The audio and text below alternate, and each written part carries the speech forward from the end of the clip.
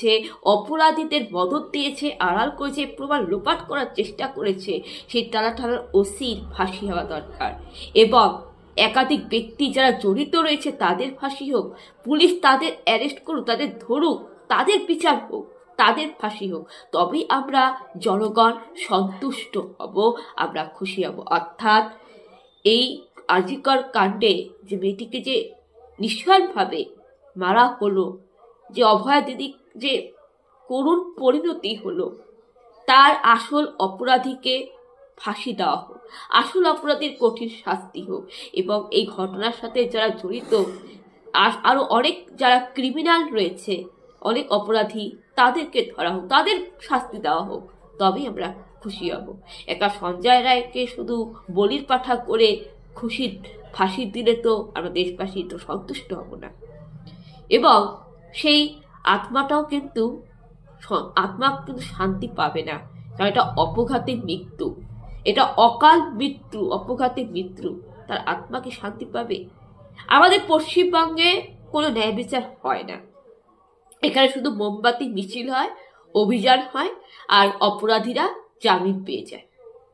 অপরাধীরা জামিন পেয়ে যায় কেন? উকিলরা টাকা খায়, উকিলদেরকে টাকা দিলে, ঘুষ দিলেই এদের কেল্লা ফতে। উকিলদের টাকা দিলাম, ঘুষ খাইলো, কেল্লা পথে, এরা অপরাধীর হয়ে কেস লড়বে, জামিন পেয়ে যাবে, তাই না? যেখানে পুলিশ গ্রেপ্তার হচ্ছে, যেখানে পুলিশ ক্রিমিনাল, সেখানে তো অপরাধীরা জামিন পেয়ে যাবে, এটা স্বাভাবিক। আর অপরাধীরা যখন জামিন পেয়ে যাচ্ছে, তখন ন্যায় বিচার কোথায়? ন্যায় বিচার কোথায়? বিচারের বাড়ি নিবৃতেই কাঁদে। তবু আমরা আশা রাখছি, আমরা ঈশ্বরের কাছে প্রার্থনা করছি, একটু আশা রাখতে পারি, তার কারণ সত্যের জয় হয়, আর সত্যিটা সবার সামনে আসবে, এটা স্বীকার হয়। তাই আজকে সেই রায় শুনানি আমরা দেখব, আমরা জানবো যে কি হয়, এবং জানবো যে কি তদন্ত, কি রিপোর্ট আসলো। তবে এটা ঠিক যে আজকে শুধু সঞ্জয় রায়কে শুধু শাস্তি দিবে, আর বাকিরা তো ছাড়া পেয়ে গেছে, অপরাধীদের কোনো শাস্তি হইলই না। সন্দীপ ঘোষও জামিন পেয়ে গেল, আর পুলিশ যে অপরাধী সেও, তালা থানার ওসি সেও জামিন পেয়ে গেল, আর বাকি অপরাধীরা তো পালিয়ে বেড়াচ্ছে মুখ লুকিয়ে। তাই খুব একটা খুশি নই।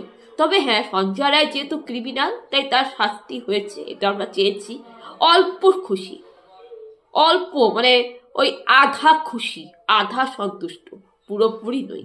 পুরোপুরি হব যখন পুরোপুরি ক্রিমিনাল মূল অভিযুক্তের ফাঁসি হবে। আর তার থেকেও আরো বেশি খুশি হব যখন আমাদের রাজ্যে কোনো নারী নির্যাতন ঘটবে না। আরো বেশি খুশি হব তখন যখন আমাদের রাজ্যে মহিলারা, মেয়েরা সুরক্ষিত থাকবে, নিরাপদে থাকবে। আরো খুশি হব যখন যে মেয়েরা নাইট ডিউটি করলেও, মেয়েদের সিকিউরিটি কাজ, মহিলা গার্ড, মেয়েরা ট্রাফিক পুলিশের কাজ করলে, নার্স, ডাক্তার, ট্রাফিক পুলিশ, তারপরে ইলেকট্রিক অফিস, ফায়ার ব্রিগেড, যে কোনো ইমার্জেন্সি কাজ করলে, নাইট ডিউটি করলে, যখন রাত্রি 12টা 1টার সময় আসবে, তখন সে সুরক্ষিত থাকবে, নিরাপদে থাকবে, তখন আমরা খুশি হব, সেইটা আমরা সন্তুষ্ট হব।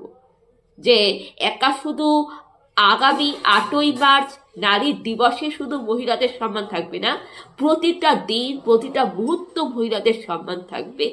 আরো বেশি খুশি হব যখন মেয়েদের কাছে মেয়েরা মিত্র হবে। মানে সত্য যুগে, আগেকার দিনে মেয়েরা মেয়েদের সখী ছিল, মেয়েরা মেয়েদের মিত্র ছিল, আর এখন কি? এখন তো মেয়েরাই মেয়েদের শত্রু, মেয়েদের কাছে মেয়েদের সম্মান নেই, মেয়েরাই মেয়েদের শত্রু। তাই আমরা মেয়েরা তখনই খুশি হব যখন মেয়েরা মেয়েদের মিত্র হবে, মেয়েরা মেয়েদের শত্রুতা করবে না, মেয়েদের কাছে মেয়েদের সম্মানটা থাকবে, গুরুত্বপূর্ণ থাকবে, মেয়েরা স্বাবলম্বী হবে, মেয়েরা আত্মনির্ভরশীল হবে, মেয়েরা পরনির্ভরশীল হবে না, আত্মনির্ভরশীল, স্বাবলম্বী হবে, এবং মেয়েদের একটা নিজস্ব পরিচয় থাকবে, নাম থাকবে, মেয়েদের কাছে মেয়েদের সম্মানটা গুরুত্বপূর্ণ হবে, মেয়েরা মেয়েদের বন্ধু হবে, মিত্র হবে, এবং মেয়েরা মেয়েদের বুঝবে, জানবে, চিনবে, মেয়েরা নিজেদেরকে বুঝবে, মেয়েদের কাছে মেয়েদের সম্মানটা সঠিক থাকবে, এবং মেয়েরা মেয়েদের শত্রু হবে না, মিত্র হবে, বন্ধু হবে, আর মেয়েরা নিরাপদে থাকবে, সুরক্ষিত থাকবে। তখনই খুশি হব, তখনই আমরা খুশি হব।